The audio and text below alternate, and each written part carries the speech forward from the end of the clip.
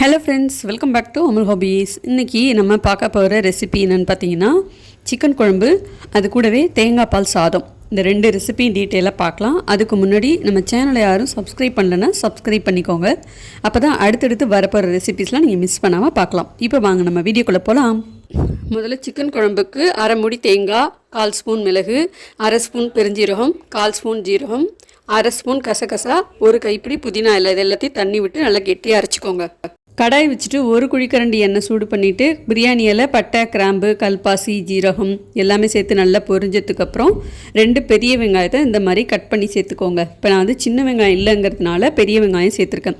சின்ன வெங்காயத்தையும் நல்லா தோலை உரிச்சிட்டு முழுசாகவே போட்டுக்கலாம். இந்த வத்த குழம்புக்கெலாம் முழுசாகவே போட்டு தாளிப்பாங்க தெரியுமா, அதே மாதிரி நீங்கள் இதில் சேர்த்துக்கலாம். ரொம்ப நல்லாயிருக்கும். காரத்துக்கு நீங்கள் பச்சை மிளகாய் எந்த அளவுக்கு வேணுமோ அதுக்கு தகுந்த மாதிரி சேர்த்துக்கோங்க. இப்போ வெங்காயம் நல்லா கண்ணாடி பதத்துக்கு வதங்கினதுக்கப்புறம் 2 தக்காளியும் சேர்த்துக்கணும். இதில் புளியெல்லாம் சேர்க்க போகிறது கிடையாது. அதனால் தக்காளி எந்த அளவுக்கு வேணுமோ அதையும் சேர்த்துட்டு கொஞ்சம் உப்பு சேர்த்து நல்லா குழைவாக வதக்கிக்கணும். வெங்காயமும் தக்காளியும் நல்லா குழஞ்சி இந்த அளவுக்கு வதங்கி வரணும். அடுத்து 3/4 கிலோ அளவுக்கு சிக்கன் நல்லா சுத்தம் பண்ணி எடுத்து வச்சுருக்கேன். இதில் ஒரு அரை ஸ்பூன் மஞ்சள் தூள், 3/4 ஸ்பூன் இஞ்சி பூண்டு பேஸ்ட்டும் சேர்த்துட்டு நல்லா வதக்கி விட்டுக்கணும். அந்த இஞ்சி பூண்டு பேஸ்ட்டெல்லாம் சிக்கனில் நல்லா படுற அளவுக்கு வதக்கி விட்டுக்கணும். அப்போ தான் அந்த கவிச்சி ஸ்மெல் இருக்காது. நீங்கள் சிக்கன் நல்லா கழுவிட்டு அதிலேயே மஞ்சத்தூள், இஞ்சி பூண்டு பேஸ்ட்டெல்லாம் சேர்த்து நல்லா பெரட்டி கூட ரெடியாக எடுத்து வச்சுட்டு கூட அதுக்கப்புறம் நீங்கள் இதில் சேர்த்து நல்லா பெரட்டி விட்டுக்கலாம்.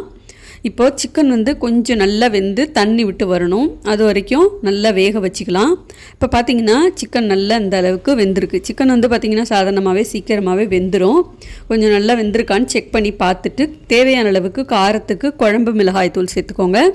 தேங்காய் பேஸ்ட்டு அரைச்சி வச்சுருந்தோம் இல்லையா, அதையும் சேர்த்துட்டு குழம்பு உங்களுக்கு எந்த அளவுக்கு கெட்டியாக வேணும் இல்லை தண்ணியாக வேணுமோ அதுக்கு தகுந்த மாதிரி தண்ணி சேர்த்துக்கோங்க.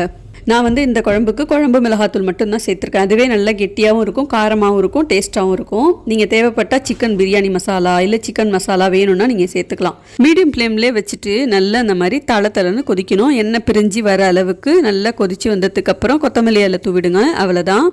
இட்லி, தோசை, சப்பாத்தி, நான், பரோட்டா, சாதம்னு எல்லாத்துக்கும் இந்த சிக்கன் குழம்பு ரொம்ப ரொம்ப ருசியாக இருக்கும். இப்போ இதுக்கு ஆப்டாக ஒரு தேங்காய் பால் சாதம் எப்படி செய்யலான்னு பார்க்கலாம்.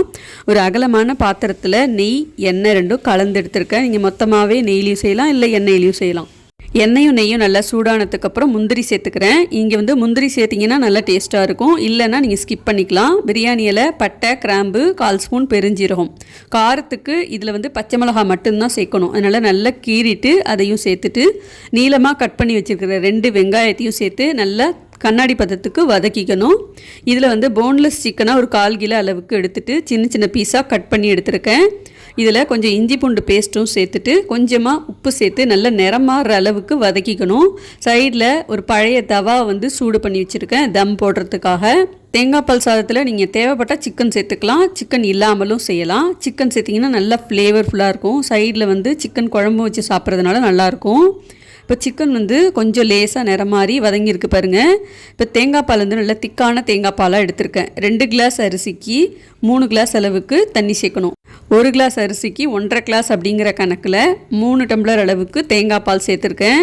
தேங்காய் பால் கொஞ்சம் அளவு கம்மியாக இருக்குது அப்படின்னா நீங்கள் தண்ணி கலந்து சேர்த்துக்கோங்க. தேங்காய் பால் சேர்த்து பிரியாணி செய்யும்போது ரொம்ப டேஸ்ட்டாக ரொம்ப நல்லாயிருக்கும். ஒரு தடவை நீங்கள் செஞ்சு பாருங்கள். சிக்கன் கொஞ்சம் நல்லா வெந்து தண்ணி விட்டு நிறம் மாதிரி வந்ததுக்கப்புறம் 3 கிளாஸ் அளவுக்கு தேங்காய் பால் சேர்த்துக்கலாம்.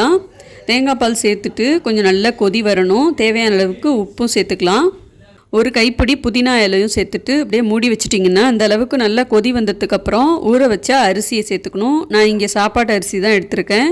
பாஸ்மதி அரிசி இல்லை சீரக சம்பா அரிசி, பிரியாணி அரிசி எது வேணாலும் நீங்கள் எடுத்துக்கலாம். ஒரு 5லேருந்து 7 நிமிஷம் நல்லா ஹை ஃப்ளேம்லேயே மூடி வச்சு கொதிக்க வச்சிட்டிங்கன்னா அரிசி பாதி வெந்து இந்த மாதிரி மேலே வர ஆரம்பிக்கும். நல்லா கிளறி விட்டிங்கன்னா பார்க்கறதுக்கு ஒரு கிரேவி மாதிரி இருக்கும். இப்போ இந்த ஸ்டேஜில் தான் தம் போடணும். இப்போ அந்த தோசை தவா மேலே இந்த பாத்திரத்தை தூக்கி வச்சுட்டு மேலே கொஞ்சமாக நெய் விட்டு அப்படியே மூடி லோ ஃப்ளேமில் 20 நிமிஷம் வச்சுட்டிங்கன்னா தேங்காய் பால் சாதம் ரெடி. 20 நிமிஷத்துக்கு அப்புறம் ஒரு 10 நிமிஷம் மட்டும் இறக்கி வச்சு ரெஸ்ட் கொடுத்துருங்க. அதுக்கப்புறம் நீங்கள் பரிமாறிங்கன்னா சாதம் நல்லா உதிரியாக பொலன்னு இருக்கும், அடி பிடிச்சிருக்காது, குழையவும் குழையாது.